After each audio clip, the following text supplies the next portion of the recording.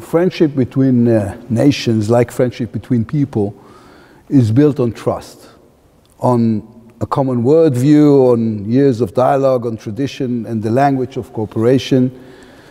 Old friends understand each other. Today our friendship reaches new heights.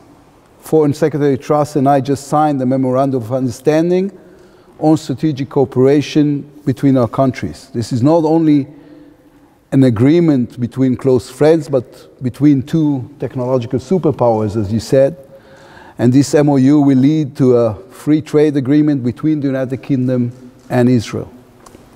It will strengthen economic, security, technological and cultural ties between us. It will open new shared horizons in AI and in quantum and cyber technology. This agreement will translate into new British and Israeli businesses, more high-quality jobs, and more security cooperation between our air, naval, and intelligence forces. This agreement is not just a win-win, it is also a must-must. In today's world, we must contend not only with the threats posed by COVID-19 and climate change, but also with the threat posed by international terrorism led by Iran.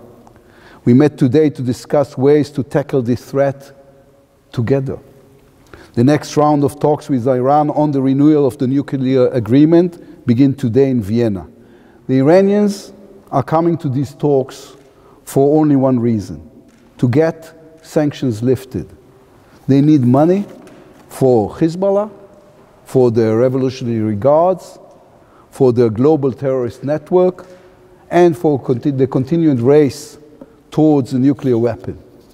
They will play for time, earn billions from the removal of sanctions, continue to deceive the world, and covertly advance their nuclear program. This is what they have done in the past, and this is what they will do this time as well. The intelligence is clear, it leaves no doubt. A nuclear Iran will thrust the entire Middle East into a nuclear arms race. We will find ourselves in a new Cold War, but this time the bomb will be in the hands of religious fanatics who are engaged in terrorism as a way of life.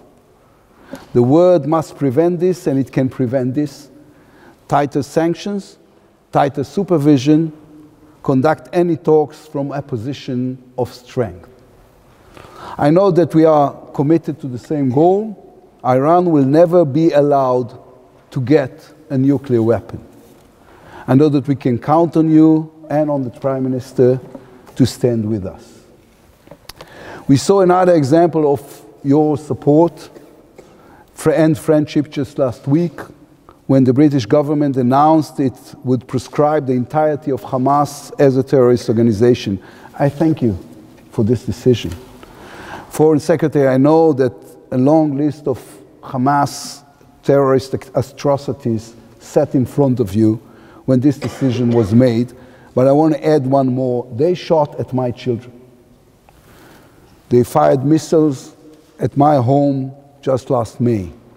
There is no nice way to fight terrorism, but there is a right way, and it is to cooperate, to work together to make sure we foil not only the flight of terrorist missiles, but also the flow of terrorist money.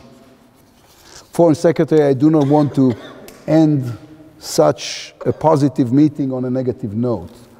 And so let me say that in the long history of our two ancient nations, many tried to bring us down, and here we are. Two strong and prosperous peoples with a deep sense of history, but also ready and willing to innovate and move forward. Today we begin a new chapter in the relationship between our governments and our peoples. Thank you for your friendship. Our nations, thanks you for that friendship, and our nations, after sharing this, will continue to share for years and years to come. Thank you so much.